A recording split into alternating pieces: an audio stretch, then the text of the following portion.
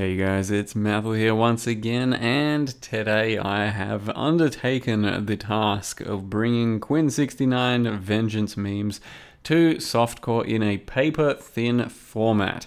So the build, or the idea that he wanted to execute and did get pretty far in doing so, but then died on hardcore, was based around Vengeance and Eye of Innocence. And I am taking it to the Softcore level, as can be seen there. It is an Abyssus version with a Chieftain, so similar to my Chieftain Cyclone starter build, but I'm just trying to get kind of more maximum on-hit damage and then care less about my survivability and well-roundedness of the build. The build revolves around using an Eye of Innocence amulet, which hits you for 100 fire damage every single time you ignite an enemy, and then you set up a 6-link Vengeance, which in turn procs when you get hit 30% of the time. When you ignite a lot of enemies and hit fast enough, it should be proccing just about on cooldown, which by default is 1.2 seconds, but if you get enough cooldown recovery, then you end up getting that down to about half a second. 0.7 seconds is what we're currently at. So we are firing off a big Vengeance that, when stacked with increased area and weapon range and melee strike range, all of that, when stacked with all of that, is proccing every half a second roughly, and as you can see, annihilating just about the entire screen every time it does so. It hits rather hard, and it can do just about screen-wide AoE if you are investing heavily enough into it. Now, I've decided to take a completely different approach because he went with Gladiator and using counterattacks double damage. Passive from the Gladiator Ascendancy, but I just went with Chieftain, grabbed a Cane of Coolamark with 70% chance to double damage during focus, so that pretty much takes care of the Gladiator Ascendancy, and then a whole bunch of other damage incorporated throughout my Chieftain Ascendancy, and went full fire. So it is very similar to the Chieftain staff, starter, cyclone, shockwave, totems, that sort of thing, but I'm just going a bit thinner in the form of Abyssus and doing a passive tree a little bit different to mostly ignore attack speed, because attack speed does not matter for Vengeance procs.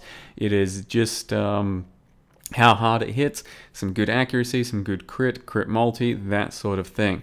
That's what we're trying to scale. If in the end I push it to its absolute limits and it still doesn't feel particularly good just because it is relying on Vengeance and I did still not kind of get enough damage for the one-shots and all that, then I can just fall back and play Cyclone Chieftain, which is a starter build that I offered and I played as my first character last league, but change it up a bit with an Abyssus and a Cane of Coolamark, because I think those things are pretty damn good for that sort of build right now.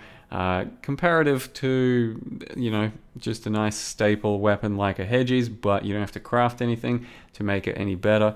It's just going to be picking one up from the trade that other people aren't using, and they are pretty cheap and very, very powerful during the focus effect, which we are kind of already built around with Namahu's flame buff anyway, which is kind of rotational, and that's when all of our damage is occurring either way. So currently we are hitting for a few million during our Vengeance, still a little bit of scaling to go. We'll see how it goes, but as you can see, the innate reflect on its Itsiri is already pretty powerful, and that is a pretty big hit. So far so good. See how it goes in the last few pieces of content and levels and fine-tuning of the gear, but it's looking like it's going to be dealing some damage. Let's get into how I've built it so far. There's a character currently level 86, Chieftain, called Quin's Meat Spin, Beef Spin, Meat Spin, Beef Spin, etc. You get it. And it is based around, as I said, the Vengeance support, or rather skill gem, but I don't know, it's kind of support. Let's call it a skill gem. And it is a triggered attack, so 30% chance to trigger this skill when hit. You don't ever use it yourself, it is purely on hitting yourself or getting hit by enemies. And traditionally that's how it's supposed to be built, getting hit by enemies triggers something in return, but with the Eye of Innocence here, you can take 100 fire damage when you ignite an enemy, and since we are crit fire and a little bit of ignite chance and all that. We do pretty reliably ignite things and then take fire damage and then have a 30% chance to proc it. And as I said, with enough hits and attacks, it does proc pretty quickly. It says 1.2 second cooldown time. So as you can see here, currently it says 0.7 cooldown because we have the Helm enchant that does 30% cooldown recovery, and as well as that belt that does 20% cooldown recovery. And that gets us to, yeah, about 0.7. And we then just have a separate 6-link for the entire Vengeance that does big damage. In this case, we have Ellie Focus, Ellie damage with attacks, Anomalous Melee Fizz, that gives us +2 strike range, so it does still scale off of weapon range. You then have Divergent Pulverize, which is more melee damage and less attack speed. Our attack speed doesn't matter, so it's just a huge more multiplier.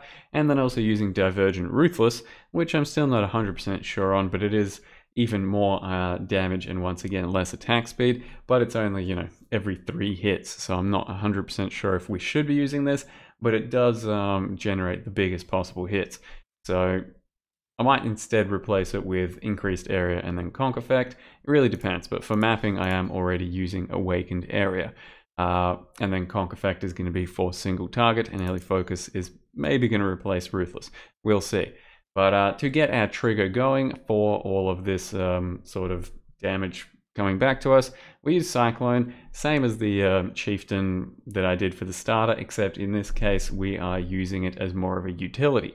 It still does damage incidentally just because of the way we've scaled, but it's more of a support for us. So Infused Channeling gives us the infusion buff, which is a bunch of damage. We have life gain on hit just for sustain. We have Fortify to get ourselves pretty tanky.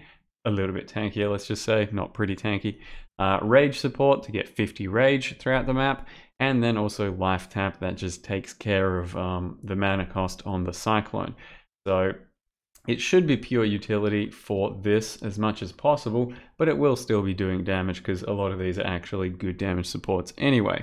Besides that, there's nothing too fancy going on. We did try and make some very heavy melee strike gloves, so it's just the basic mod of melee strike range from Warlord gloves, but you can elevate them with Maven, and in this case it's gone up to +4, so +2 is the usual maximum. Elevating takes it to 3 to 4, and I then Woke Orb smashed it with Intimidate on hit. And this is currently the glove that's been produced from it, and I'll probably keep these, but we could still try and do some min-maxing to these. And you can also craft a prefix of +1 extra range, which I obviously can't right now on these, but it's something to consider for min-maxing that strike range. Just a ring with a bunch of resists and life and all that. I do need to fix accuracy, so my rings will probably have to both have accuracy, and one of them is going to be Assassin Mark. This is currently still just a leveling ring at this stage. The usual boots for the league. We've got the cooldown recovery belt. Got this one just by... shit, I don't even remember. Pristine fossil spamming, chaos spamming. I did a bunch of stuff to belts, and this is one of the results. It may have been essences for fire. Can't really remember, but yeah, something worked out, and you just get some cooldown recovery. Abyssus, of course, which still needs to be a little bit divine to become better, and then a chest that I'm still working on. Currently does nothing really, but just doing harvests and re-rolling attack. If you re-roll attack or crit on a chest like this, an Elder or a Hunter chest, it's always going to be hitting the crit strike chance because there's nothing else it can roll. If you do the crit on a Hunter chest, it can roll spell crit as well, so keep that in mind. But we should have a pretty nice chest once this thing is through. Currently, just does nothing, and it has a bunch of armor, because why not? So that's basically the setup. Nothing too special compared to the previous Chieftain, but we are using a Cane of Cooler Mark this time around.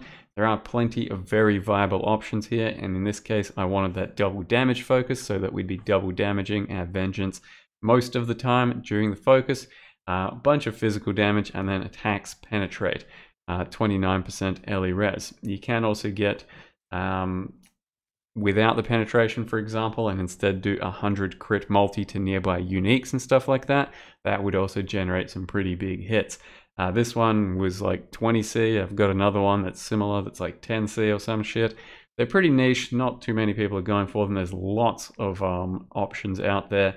Buying actual ones that are still unveiled costs like 2 exalts, whereas lots of the results are extremely cheap. People are just trying to high roll these 1 or 2 specific rolls that actually sell for a lot. So anyway, that's basically the setup. And then of course we are still using totems to benefit our huge amounts of extra damage. At the moment, War Chief, Protector, Multiple Totem, and Combustion. So that's what gives me a Combustion buff. I don't have a Vaal War Chief up just yet, but I will soon. Otherwise, Herald of Ash, Herald of Purity, Blood and Sand, Precision, and over here is Ancestral Cry, Leap Slam, Frost Blink, and Second Wind. Ancestral Cry, though the actual additional strikes doesn't do anything for us, when you actually use the buff with some power, you do get melee strike range, and that is going to stay up for a few seconds, like 5 seconds almost, and it's quite a big increase in range as well. So it's still semi-useful, and we are using it just to get much more area on our Vengeance. And then Frost Blink is usable during both Vile Cyclone and regular Cyclone, so that's our other movement skill of choice, as you can see there. Though Vile Cyclone's a complete meme, I'm not really using it beyond just a bit of leveling earlier on. At this point, it's getting me killed way more often than it needs to during ultimatums, so not really using it too much. So that's that. Our first 2 Ascendancy points, Namahu's Flames Advance, then Hinakora's, then Tukahama's, and then that. Yep, so the big totem nodes, and then of course that's lots of extra damage. It's a bit of a different passive tree to last time, but I've yet to really fine tune it. It may end up being the same passive tree as the previous Chieftain, but currently we do have to go over here for instant War Cry, so the Ancestral Cry comes up instantly. A bit of damage there. We tried to go in a pretty inefficient tree because I'm getting as much melee weapon range as possible. So we have this stuff here. We got these 3 garbage nodes that just do strike range. We got this strike range here.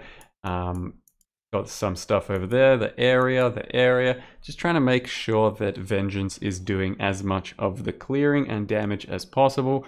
But it may be just too heavy-handed, and I probably need to refine the tree a bit more to be quite a bit more efficient. At the moment, it's kind of scuffed. In any case, that's what we're at, and just some melee strike, melee crit multi and stuff like that. Jewels, nothing particularly special, just similar to last time as well. So that's all I've got for us for now. We are still, a work in progress. Probably end up hitting 5,500 life, something like that, with Abysses. So it'll be kind of squishy, but if we're killing everything instantly, and we got all of our support Cyclone, might be able to get through the game without too many issues. But otherwise, I can still easily recommend Cyclone Chieftain starter with the Cane of Cooler Marks. Pretty damn easy to get things going and beat all of your end game. So, hope you guys enjoyed this little rendition of Quin's Vengeance stuff. Hopefully I got a good end game video for you soon on this guy. But thank you very much for watching, and see you next time.